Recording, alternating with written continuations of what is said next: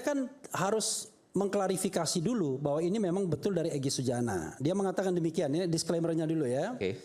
Saya bilang ini apa pada pukul 21.21 semalam. Itu WA chat langsung dari itu Egy Sujana ya, ke saya hari ini jam 11.57. Dia sebutkan itu jamnya. Setelah kemarin saya tanyakan perihal isu datang ES dan DHL ke rumah Jokowi. Saya hanya kirim itu ke Bang Refli. Saya tidak ada kirim ke RRT Roy Rismond Tifa. Rencananya ES akan klarifikasi antara Rabu, Jumat, Minggu ini. Kita tunggu aja, jangan-jangan besok. Kemudian saya tanya, bisa dipublikasi? Dia bilang go ahead. Saya bisa lagi ditambahnya. Saya bisa pertanggungjawabkan A1 dari ES. Saya tadi WA orang ini. Saya mau bacakan ini di Rakyat Bersuara. Boleh kan? Pukul 19.20 tadi saya WA. Of course, sebut dari saya juga nggak apa-apa. Hehehe katanya. Nah, orang yang ngomong ini boleh kan? Namanya Beni Parapat. Beni Parapat, oke. Ya, yang mengadukan Andi Aswan berkali-kali. Tapi saya masih gagal karena para sana itu memang dilindungi penegak hukum karena penegak hukum kan nggak independen. Tapi yang berhasil ini, yang berhasil Michael ya. Oke, saya bacakan ya. Saya juga berhasil di Polres Jakarta Selatan. Nih saya bacakan. Agak panjang ya. Nanti kalau dipanggil jangan manggil ya Bang. Tadi kita ini, Anda melaporkan Bung Andi Azwan sudah ada laporan. Dua kali. Bung Andi melaporkan? Saya sudah sekali, tinggal tunggu aja. Ya, laporkan siapa? Kayaknya cepetan laporan saya sih. Ini fitnah saya bahwa saya kena TPPU oleh KPK. Siapa yang terlapor itu? Yang terlapor dia. Jangan begitu, yang dia laporkan Rismond Sianipar bersama saya dengan Janes Yahaan. Jadi jangan bikin-bikin cerita sendiri dia. Tapi yang saya laporkan langsung dia, karena dia menuduh saya wartawan gadungan. Satu, Anda yang salah persepsinya. Saya katakan pers mau bohong itu bukan Anda sebagai wartawan. Itu persepsi Anda. Persepsi penyidik tidak begitu, Bang. Saya menunggu, silakan. Persepsi penyidik tidak begitu. Kata siapa? Persepsi penyidik tidak begitu. Nanti kita tunggu laporannya. Jangan ngatur-ngatur penyidik. Anda ya. Nih pinternya Aiman ya. Ini pinternya Aiman. Kalau ada yang berkelahi disuruhnya berkelahi dulu. Selain. Oke, saya lanjutkan ya. Saya baca pelan-pelan dengan titik koma yang saya berusaha sebaik-baiknya. BES itu Bang Egy Sujana ya, atau balad Egy Sujana itu soal lain. BES mengklarifikasi dengan bukti-bukti dan saksi. Titik 2. 1. Bahwa BES benar mendatangi JKW, dia bilang JKW, atas permintaan dan undangan JKW beberapa bulan yang lalu. Bahkan dikondisikan ke LN, pasti luar negeri ini, dengan servis yang amat istimewa dan jaminan dapat proyek nilai triliunan. Underline proyek ya, mekanisme bank resmi dapat diwujudkan karena T itu ready, triliunan maksudnya itu. Tapi akhir jalan ke luar negeri itu tawaran deal BES mesti bersedia minta M pada J, maksudnya minta maaf pada Jokowi. Demi Allah, BES menolaknya hingga gagallah deal tersebut. BES itu Bang Egy Sujana. Oke. 2. Bahwa kemudian datang beberapa termul rejo ke rumah BES di Bogor dengan iming-iming ini. Itulah, tapi BES tolak karena sama saja dengan yang pertama tadi. Akhirnya BES bertanya pada orang yang BES hormati, bahkan perintahnya BES tak kuasa untuk menolaknya. Siapa itu saya nggak tahu, tapi saya bisa memahaminya. Bagaimana nih bos, ada beberapa orang datang ke rumah BES menawarkan maksudnya itu ya, seperti poin nomor 1. Lalu bos menjawab melalui DHL dengan 2 syarat. 1, tidak boleh meminta maaf. Oke.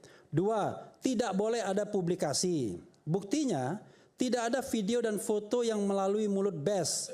Pernyataan minta maaf dan atau foto pas yang meliput BES sedang berangkulan seperti foto yang hoax itu beredar. Ya, foto hoax di masyarakat. Ya. BES pastikan foto itu bohong, garis miring hoax. Kedua, ada saksi 2 orang aparat aktif yang hadir di ruang pertemuan BES, dengannya juga 2 orang termul yang dampingi rajanya. Ada 2 aparat ya? Ini saya bacakan apa adanya ya. 3, tapi oleh termul digoreng beritanya bahwa BES dan DHL minta maaf. 3 lagi saya baca apa adanya. Kenapa BES pakai syarat tidak mau minta maaf dalam pertemuan tersebut? Karena sampai detik ini saya, BES menyatakan bahwa JKW tetap tidak ada ijazah aslinya. Bolehlah tepuk tangan ya. Terutama ijazah SMA, terutama ya. Dan waktu pertemuan tersebut juga tidak ditunjukkan ijazah aslinya. Ini yang paling penting dan mendasar. Ini pakai huruf gede semua dia ngomong begitu. Ini Bung Egy Sujana yang WhatsApp ke Beni Parapat. Beni Parapat forward ke saya dan Beni Parapat tidak keberatan dibacakan. Saya garis bawah lagi. Jadi Egy Sujana yang WhatsApp ke Beni Parapat. Ya, Beni Parapat isinya kasih itu. ke saya. Saya bisa konfirmasi, saya terima WA yang sama tadi siang. Oke. Persis sama. 4. Bahwa sekarang pertanyaan seriusnya, kenapa saya mendatangi JKW? Itu this is the question. Titik 2. Saya punya pertimbangan dan strategi sendiri. Berpegang kepada surat Toha ayat 42-46, Allah perintahkan Nabi Musa dan Harun. Oh, saya pula disebutnya dia. Mendatangi Fir'aun untuk berkata, Fir'aunnya yang mana ini ya? Untuk berkata dengan lemah lembut dan mengajak kepada kebenaran. Bahkan Bes dalam pertemuan tersebut justru menasihati JKW agar tahu diri dan tahu batas. Ini huruf besar lagi dia tulis.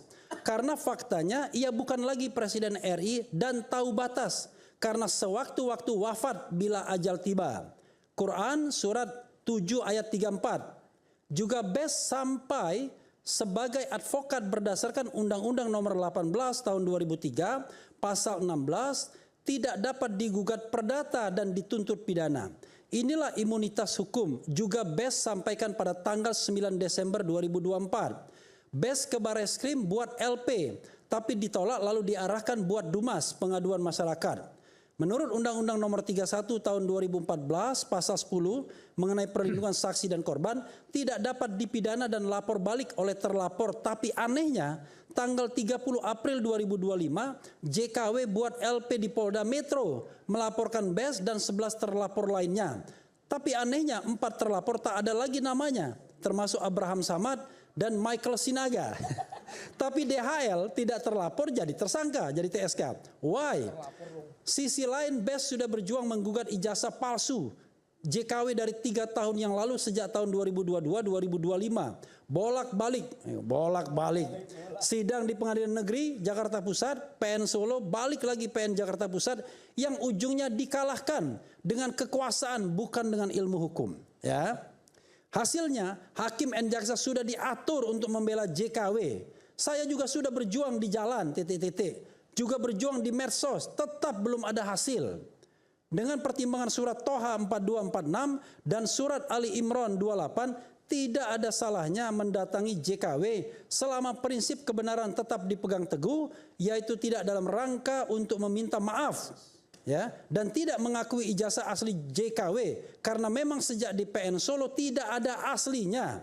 Yang ada ijazah SMA fotokopi yang dilegalisir. Bes protes, bagaimana mungkin fotokopi bisa jadi alat bukti yang sah? Jaksa menjawab, saat itu kami dari kejaksaan terimanya begitu dari pihak kepolisian. Bes protes lagi, kenapa jadi P21? Ya. Jika belum lengkap harusnya kembalikan jadi P19 ke polisi lagi. Itu yang dikatakan Bes. Jadi Bes itu Bang Egy Sujana. Jadi kawan-kawan semua ya, itu adalah apa yang disampaikan Egy Sujana kepada Beni Parapat dan kemudian dikirimkan ke saya dan tidak keberatan untuk dibacakan. Tetapi kan ada beberapa hal yang barangkali tidak terungkap, kita tidak tahu. Jadi bisa saja orang punya niat ke sana kemudian untuk menasihati versi dia kan, untuk meminta maaf dan lain sebagainya. Nah yang lain-lainnya tentu kita tidak bisa menduga apa yang terjadi. Tetapi paling tidak dari tulisan dan dari apa yang disampaikan ke Michael, itulah versinya Egy Sujana. Kalau misalnya kita bertemu lain lagi versinya, itu soalnya kita di luar kendali kita. Itu yang ingin saya sampaikan. Sedikit ya dan Pak. sekali lagi ya, satu hal yang kita harus underline, bahwa Bes pernah ditawari proyek sampai triliunan. Itu kan nggak disebutkan proyek apa tuh ya? Ya. Oleh siapa? Ya tentu oleh pihak Jokowi kan. Oke. Ini kan abuse, proyek triliunan. Iya, abuse of power kan jadinya. Nah, coba bayangkan. Di tengah-tengah kasus ini. Iya, coba bayangkan. Ini yang saya katakan bahwa ya ada kecurigaan besar di kita dan tentu banyak masyarakat, bukan hanya saya, bahwa kekuasaan Solo itu memainkan uang dan kekuasaan yang masih tersisa untuk mengendalikan semua ini. Maka saya katakan dalam hal ijazah ini ada konspirasi besar untuk menutupi ketidakadaan ijazah tersebut. Saya katakan ijazah itu 99,9% palsu, seperti dia katakan Roy Suryo. Tetapi yang terjadi adalah, ya seperti Al-Katiri bilang, ketika Anda di stop di tengah jalan, mana SIM Anda? Anda nggak percaya sama saya, sudah 10 tahun saya nyetir, masa nggak punya SIM? Yang kedua, tanya pengacara saya. Yang ketiga, saya adakan reuni kepada sopir-sopir untuk tahu SIM-nya. Tapi SIM-nya nggak mau dia tunjukkan. Nah, pertanyaannya adalah, tapi kan 15 Desember 2025 sudah ditunjukkan itu SIM-nya atau ijazahnya. Tapi lagi-lagi Roy Suryo, dan saya percaya karena dia klien saya, kalau saya nggak percaya saya berhenti jadi lawyernya, 99,9% itu palsu, embos-embosan, dan hanya selembar kertas yang diembos-embosan, yang dikasih watermark-watermarkan, dan it doesn't make sense, nggak masuk akal. Oke. Ini saya pakai teori komunikasi yang paling sederhana. Kalau Anda punya sesuatu yang kicking, sesuatu yang bisa menentukan arah komunikasi dan permainan, pasti Anda akan keluarkan di tahap awal. Berhenti, selesai. Ijazah Jokowi palsu. Nih ijazah saya. Apa kamu bilang palsu? Tapi ini baru dikeluarkan 4-5 tahun kemudian. You can imagine setelah orang berdebat ke sana kemari. Anda yakin itu asli? Kalau saya no way. Itu. Ya. Oke, makasih. Enggak, sebentar. Saya